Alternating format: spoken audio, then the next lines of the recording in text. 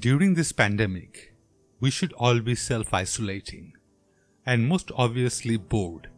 In this series, I'm hoping to introduce or reintroduce some books into your life. Best of all, you don't need internet connection to read a book.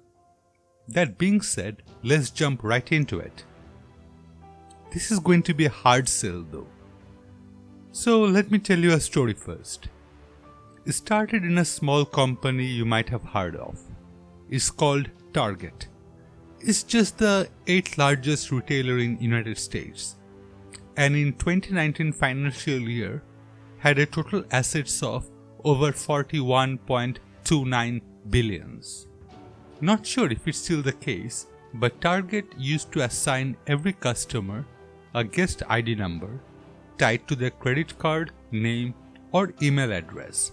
That became a bucket that stores a history of everything they have bought and any demographic information Target has collected from them or bought from other sources. It's similar to how Amazon knows my buying habit over many years.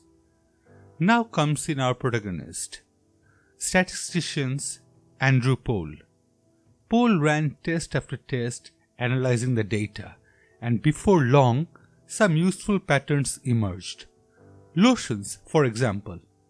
Lots of people buy lotion, but one of Pohl's colleagues noticed that women on the baby registry were buying larger quantities of unscented lotion around the beginning of their second trimester.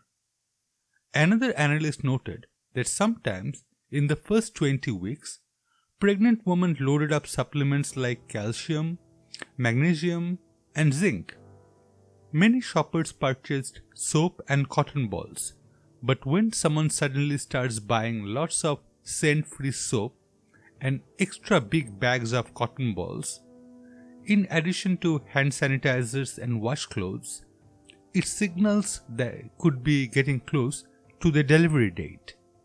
As Pohl's computer crawled through the data, he was able to identify about 25 products, when analyzed together, allowed him to assign each shopper a pregnancy prediction score.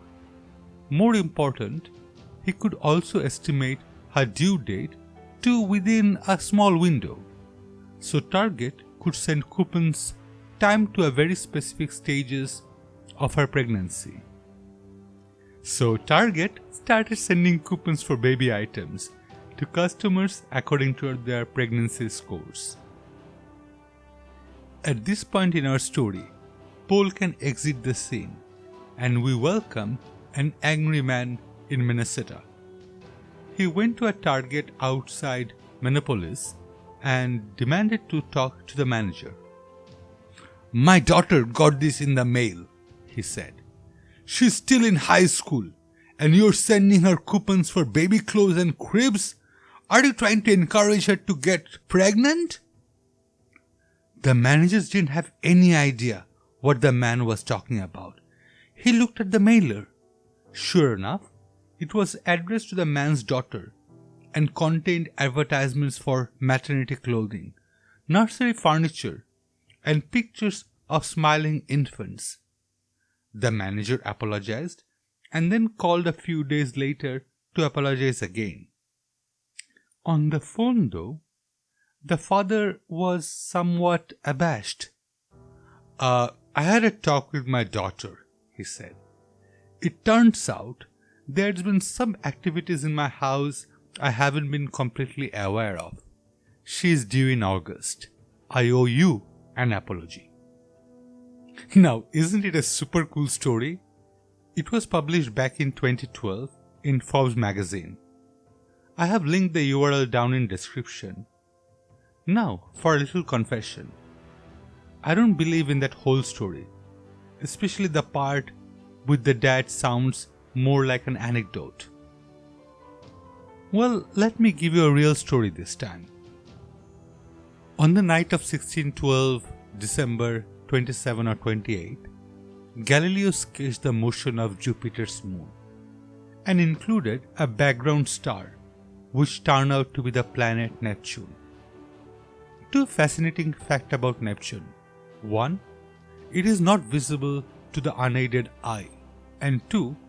Is the only planet in the solar system found by mathematical prediction rather than empirical observation.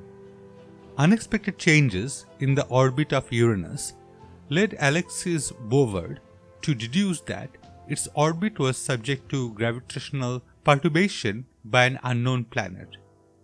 Based on his observations, British mathematician and astronomer John Couch Adams and French mathematician and astronomer Urbain Le Verrier independently calculated the position in 1846. Fun fact: this became a national hot topic between two countries on whose guys actually came with it first, and finally the discoveries were shared between both of them. Most do agree though that Verrier deserved more credit as his math was accurate to one single degree. The point I am making is math is cool. And after this long prelude, let me introduce you to today's book.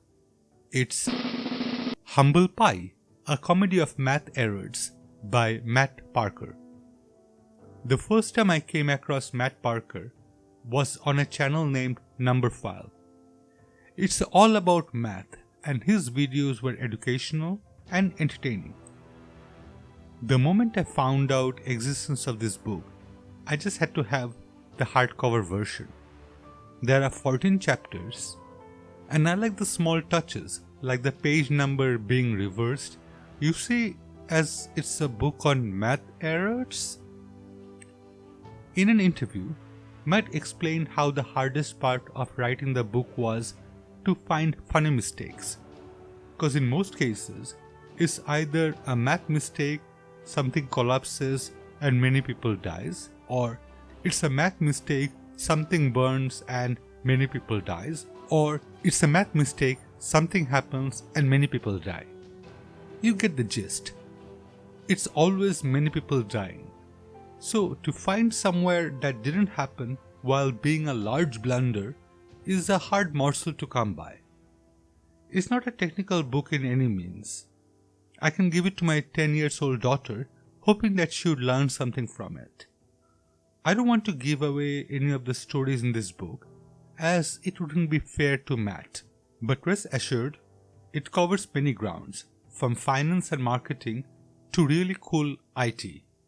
I've worked in IT all my life, and I just couldn't believe one of the stories involving emails. It's riveting stuff. Matt also does comedy tours that is based on math. I personally didn't get to see any of it live, but did watch some of the YouTube videos. Now who knew one can make a spreadsheet funny? There is another book by Matt called Things in Fourth Dimension. I didn't get around to read it yet, but once I do, there might be another video coming. Now before wrapping it all up, I do understand that some of you are still not convinced in the awesomeness that is math. You might also digest audio-video feed better than the book. In that case, there is a TV series I can recommend. It's a crime drama from 2005 where a mathematician uses equations to help solve various crimes. It's called Numbers. Though it has only a 6.9 at IMDb, it's actually quite nice and covers some fun stuff on mathematics.